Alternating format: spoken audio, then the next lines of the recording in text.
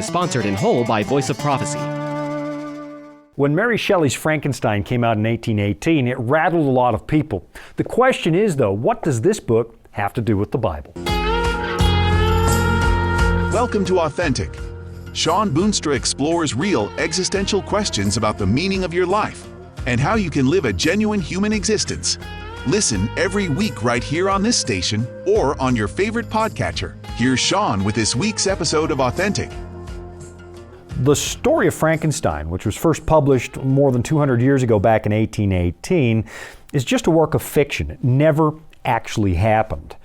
It's the story of a scientist by the name of Victor Frankenstein who tries to figure out the secret of life by cobbling dead tissue together into an oversized human body and then reanimating it.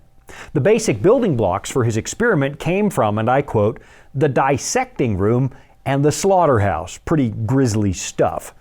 The author, Mary Shelley, apparently gathered the ideas for this book after visiting Frankenstein Castle in Germany, where back in the 1600s, an alchemist and occult practitioner was engaged in all kinds of strange experiments. So there was a lot of speculation about what he was doing inside the castle. Add to that the fact that philosophers and scientists of that day were absolutely fascinated by the prospect of discovering the secrets of life, and, well, Shelley's imagination went wild. When her husband, the poet Percy Shelley, and Lord Byron, another famous poet, suggested a competition to see which one of them could write the best horror story back in 1816, she put her ideas to paper. The result was one of the most famous horror stories of all time. And what you'll find is that the book has a lot of references to the philosophy and literature of Mary Shelley's day. And because it deals with the subject of life and our inability to master its secrets, the book also has a lot of religious and biblical allusions. Take, for example, this speech that comes from the monster, who is so hideous that the world wants nothing to do with him. The creature somehow finds a bag of books out in the forest and somehow teaches himself to read. And this is how he suddenly becomes conversant in the great classics. And he mentions in the book that he's also read John Milton's Paradise Lost. And that leads the monster to express this thought. He says, like Adam, I was created apparently united by no link to any other being in existence. But his state was far different from mine in every other respect. He had come forth from the hands of God, a perfect creature, happy and prosperous, guarded by the especial care of his Creator. He was allowed to converse with and acquire knowledge from beings of a superior nature. But I was wretched, helpless, and alone.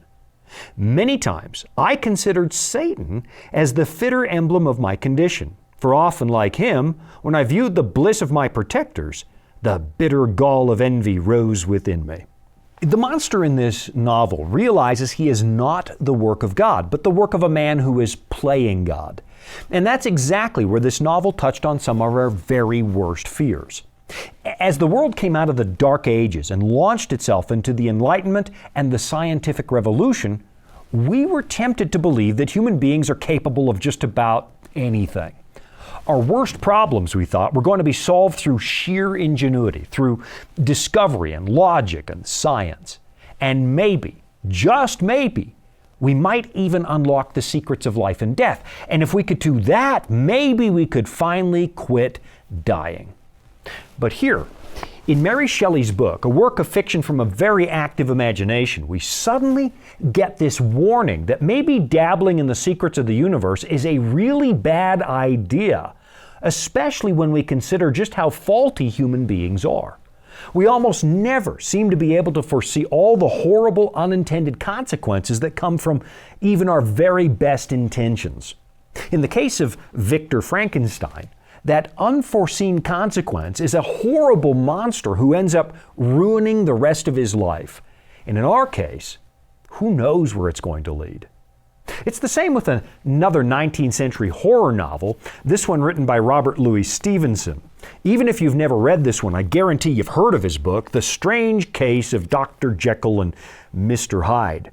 It's the story of a man, Dr. Jekyll, who is bothered by the fact that he seems to have this propensity for evil that keeps coming back again and again and again, no matter how hard he tries to suppress it. So, he heads into the lab. He creates a potion he hopes will drive the evil tendencies out of his life. But what happens in the story is that he splits himself into two separate identities, one good and the other one a moral monster who wreaks havoc on the neighborhood.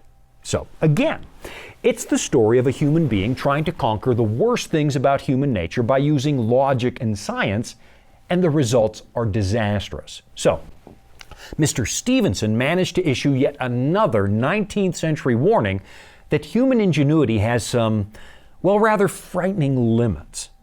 It's really the problem of unintended consequences, and I guarantee this is something you've seen happen many times over the course of your life. The government comes up with a solution to a sticky problem, but the end result is worse than the problem was in the first place. Medical science works on a solution to a situation, say like the discomfort of morning sickness, and the end result is the horror of thalidomide babies. Now, please don't misunderstand what I'm saying. I'm not some anti-science Luddite who doesn't believe in modern medicine. Far from it. I've been the beneficiary of modern medical technique more times than I can remember. But what I am pointing out is how our best intentions as humanity always seem powerless to stop the very big problems. Maybe not the little ones, the everyday situations, but the biggest problems. And at the top of that list of big problems, you'll find things like our natural propensity toward evil, and of course, the big problem, which is death. That was at least part of the point being made in some of these 19th century horror novels. Let me give you an example from Dr. Jekyll and Mr. Hyde and see if this doesn't at least match some of your own personal experience. This passage is the good doctor trying to figure out why he seems to love good and evil at the same time, and it says this: "It was on the moral side and in my own person that I learned to recognize the thorough and primitive duality of man. In other words, that we seem to be both good and evil at the same time. I saw that of the two natures that contended in the field of my consciousness, even if I could rightly be said to be either, it was only because I was radically both. If each, I told myself, could be housed in separate identities, life would be relieved of all that was unbearable." Now, in some respects, that's not a lot different than the writings of the Apostle Paul, who points out that he also struggled with two distinct natures, two different forces operating on his heart. On the one hand, he says he wanted to follow the will of God. But on the other, he found this irresistible force that kept pulling him in the opposite direction. He says in this agonizing moment in Romans chapter 7, "I find then a law that evil is present within me, the one who wills to do good." The authors of both these two books, Dr. Jekyll and Mr. Hyde and Frankenstein, are kind of taking us to the same inescapable point. When human beings try to tackle the really big questions of life, like the problem of suffering or the problem of death, for some reason we find ourselves powerless. And some of the science we did in the 20th century seems to confirm that. I'll be right back after this. Life can throw a lot at us. Sometimes we don't have all the answers. But that's where the Bible comes in. It's our guide to a more fulfilling life. Here at the Voice of Prophecy, we've created the Discover Bible Guides to be your guide to the Bible. They're designed to be simple, easy to use, and provide answers to many of life's toughest questions. And they're absolutely free. Sign up at BibleStudies.com today and start your journey of discovery. This is Authentic with Sean Boonstra and the Voice of Prophecy. Back in 1912, a French scientist by the name of Alexis Carrel was working at the Rockefeller Institute in New York when he took a bit of tissue from an embryonic chicken heart and bathed it in a solution of chicken blood plasma. Now, I know that sounds like the work of a mad scientist, but trust me, there was a method to his madness. He was looking for a way to culture cells that would enable us to start conquering some of the worst diseases. The cells in that solution started separating and multiplying, and after moving them to containers 18 different times, all of the cells miraculously were still alive. In fact, Carroll describes these heart cells as still beating, and they were still alive a couple of years after the great scientist himself died. The conclusion that everybody came to was that if you remove living cells from an organism, say from an animal or even a human being, they could go on living practically forever provided that you kept them nourished. Unfortunately, though, the cell culture he created didn't actually live long enough to determine whether or not the cells were in fact immortal, because his assistant Albert disposed of the culture back in 1946. But still, you got to admit, 34 years is a pretty impressive lifespan for a clump of cells in a beaker. So, even though the cells all perished in 1946, everybody assumed they would have been immortal. And for a really long time, this was considered established science. Cells could be immortal. In fact, in 1951, a cancer researcher by the name of George Gay appeared to do the same thing with human cells. And that was exciting because having an everlasting and always growing supply of human cells for experiments was really, really important. It enabled researchers to do things like study how cancer begins, or it allowed them to infect some of those cells with viruses so they could develop life-saving vaccines against monstrous diseases like, well, rubella or polio. But then in 1960, another researcher by the name of Leonard Hayflick suddenly noticed something really troubling in his own collection of cell cultures. Every time a collection of cells grew too big, he would split it and move some of the colony into new jars. But after a number of years, one of those collections suddenly turned murky, and the cells appeared to be disintegrating. They were dying. At first, he wondered if some kind of contaminant had made its way into his doomed colony. He wondered if maybe the bottles hadn't been washed properly, or maybe an unseen virus was lurking in the cells causing them to die. But it turns out none of that was true. There was no contamination. And eventually he realized something important. Cells, just like you and me, get old and die. They weaken over time. A cell's ability to replicate gradually slows down and stops, and their resistance to infection also plummets over time. The idea that human cells could live forever in the lab was nothing but a myth, and Leonard Hayflick established a principle that we now call the Hayflick limit. The Hayflick limit says that a colony of human cells will divide only somewhere between 40 and 60 times before the cells finally die. With each passing generation of cells, the telomeres, the little caps at the end of your DNA that protect it from damage, well, those get shorter, and eventually the cells begin to die. So what that really means for you and me is that it's not just our bodies as a collective whole that are getting older. Aging is a process that happens at the cellular level. What this discovery did was open up a whole new field of research in the area of aging and death. In fact, if I remember this right, some of Hayflick's children are now specialists in that field. And of course, what they're hoping to do is figure out what causes our cells to age and stop that process. Because if we can stop it, maybe we can finally conquer death, or at least put it off for a really, really long time. Now, there's another interesting development that came out of this same field of research, and it relates to our attempts to clone animals. You might remember back in 1996, the scientists at the Roslin Institute succeeded in cloning a sheep. They named her Dolly. And what made Dolly special was the fact that she had been created from adult cells in her mother's body, something that had never ever been done before. But when Dolly was about a year old, they discovered something really troubling. The telomeres in Dolly's cells were much shorter than they were supposed to be for a sheep that age. So in other words, her cells were older than she was.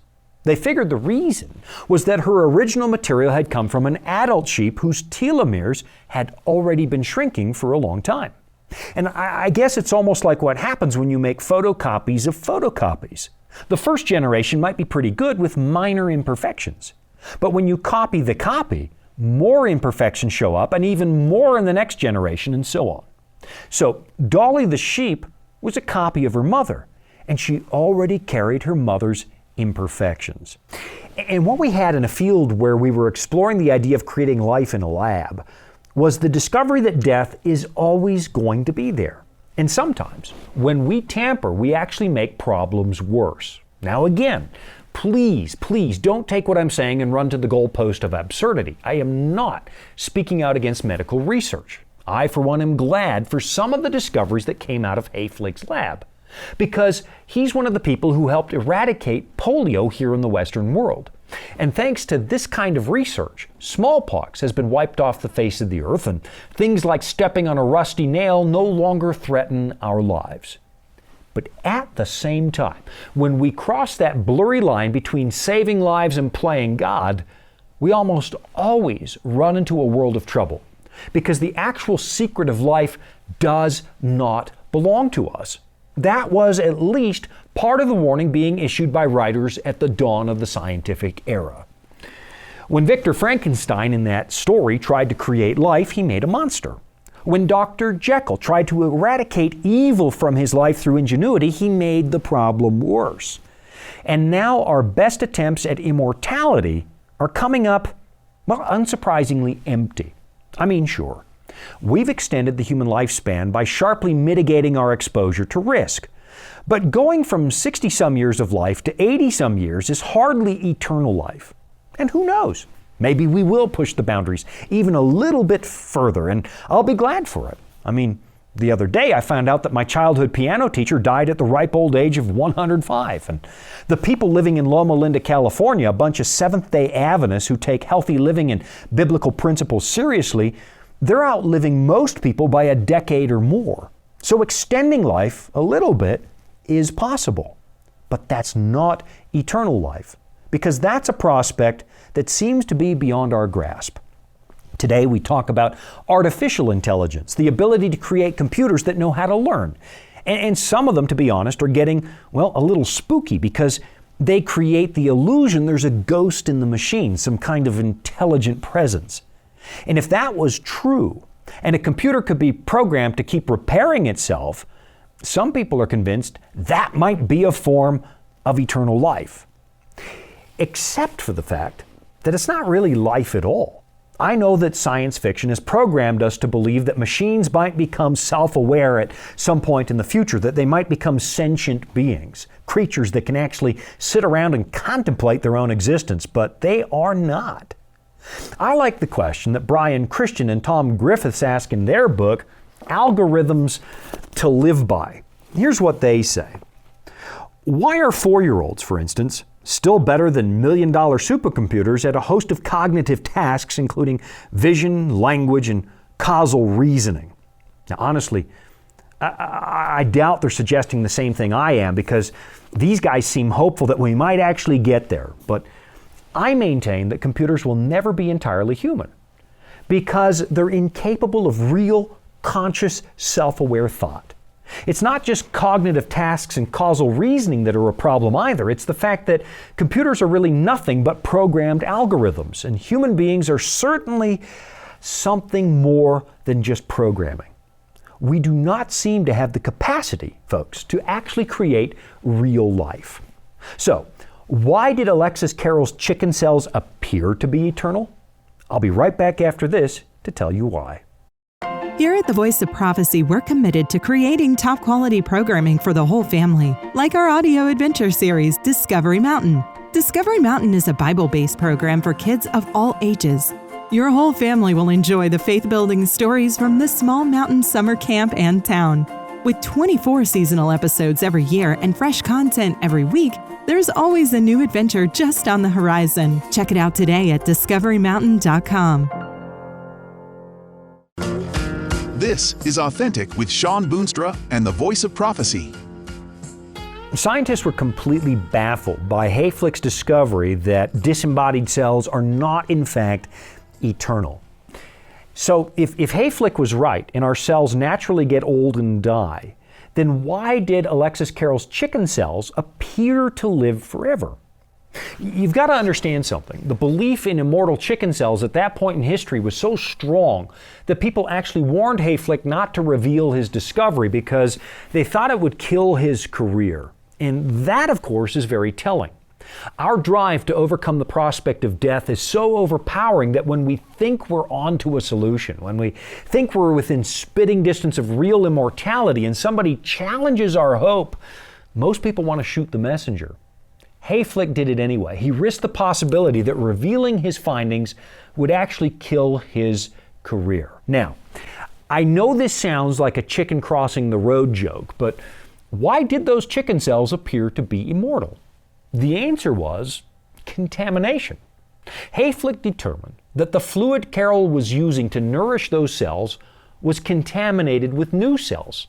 And those new cells started replicating as the old ones died, and that created the illusion of immortality. It turns out the old cells had been dying all along. And sure enough, in the 1960s, one of Carroll's former assistants confirmed Hayflick's suspicions.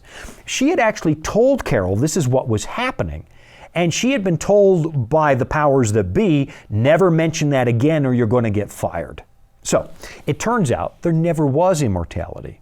Which brings me to the book of Ecclesiastes, which spends a lot of time examining the subject of death. We're reminded in Ecclesiastes 9 verse 5 that the living know that they will die. We know, all of us, full well, that nobody has ever escaped the clutches of death. But there's a big part of us that kind of refuses to believe it. We still think that somehow, someday, we're going to conquer the grave and learn how to live forever. On another show last season, I discussed the way that some people have turned to cryogenics, actually freezing their heads when they die, hoping to be thawed out when science finally finds a cure for whatever killed them. And they plan to be reattached, I guess, to a cloned body and then live forever. But I'm going to wager this. It's not going to happen, because you and I do not hold the secret of life. The way the book of Genesis tells the story, the secret of life belongs exclusively to the Creator. It says this, "The Lord God formed man of the dust of the ground and breathed into his nostrils the breath of life, and man became a living being." You and I have absolutely no power to do that. We have failed, utterly failed to generate any kind of life. And that realization generates one of our most fundamental scientific principles. You just can't get life from non-life. And yet somehow, we're still trying to do it, even though we know at the level of pure empirical science, it never, ever happens. You know, there was a time historically when people believed that the spontaneous generation of life really occurred. After all, it appeared to them that a lump of dead meat appeared to magically give birth to maggots. But then in 1665, as you probably learned in high school, Francesco Redi conducted an experiment that proved beyond any shadow of a doubt that the maggots were coming from flies and not spontaneously generating from the meat. Then, 1864, Louis Pasteur proved that microorganisms do not magically appear out of nothing. And now, today, it's established science that life does not come from non-life. And apparently, it also doesn't come from our ingenuity.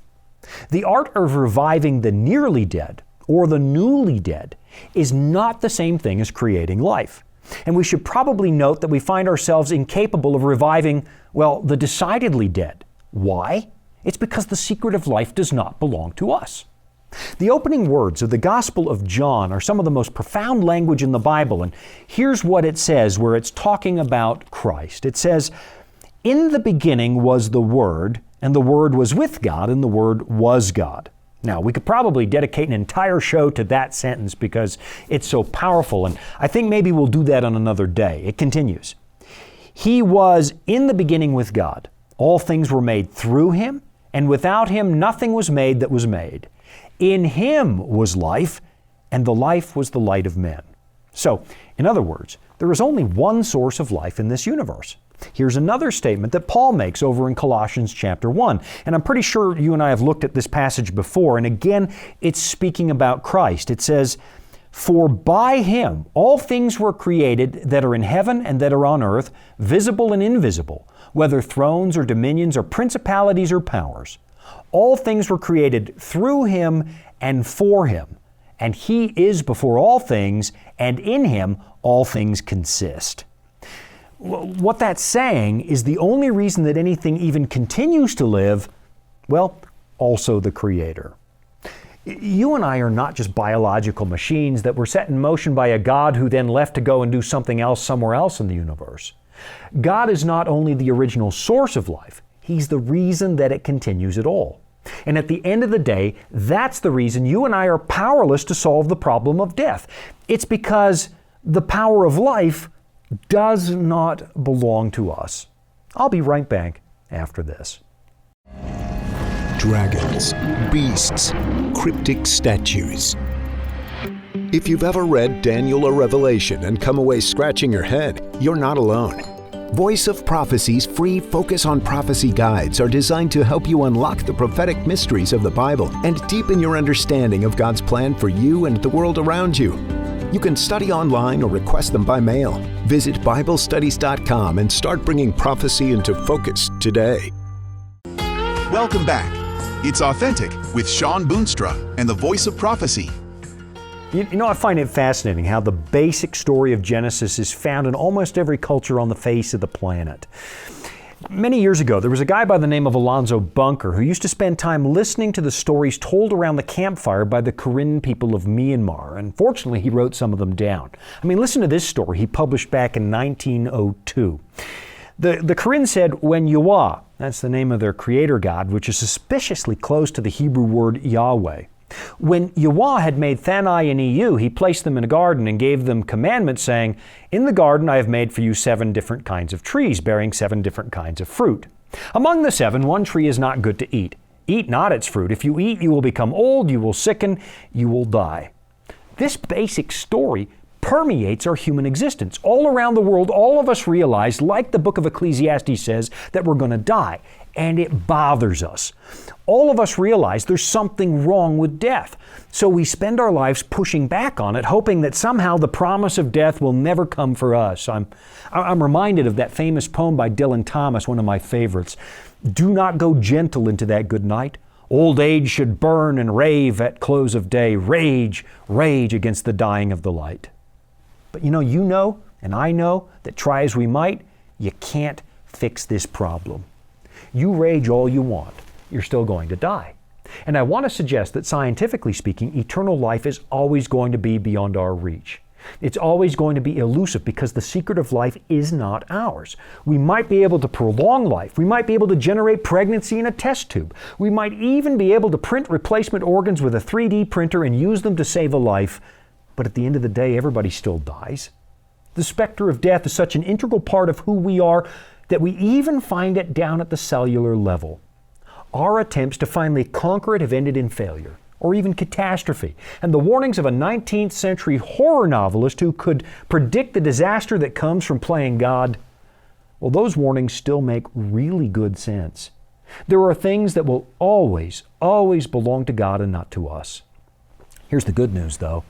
That same Creator has not left us without hope, and He offers to fix the problem for us. In fact, the Bible ends with this promise. And God will wipe away every tear from their eyes. There shall be no more death, nor sorrow, nor crying.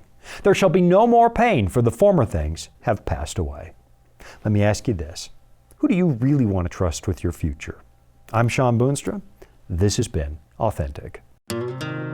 You've been listening to Authentic, sponsored by Voice of Prophecy. Remember, you can listen every week right here at the same time. And thank you. Authentic is funded by listeners just like you. You can support at voiceofprophecy.com.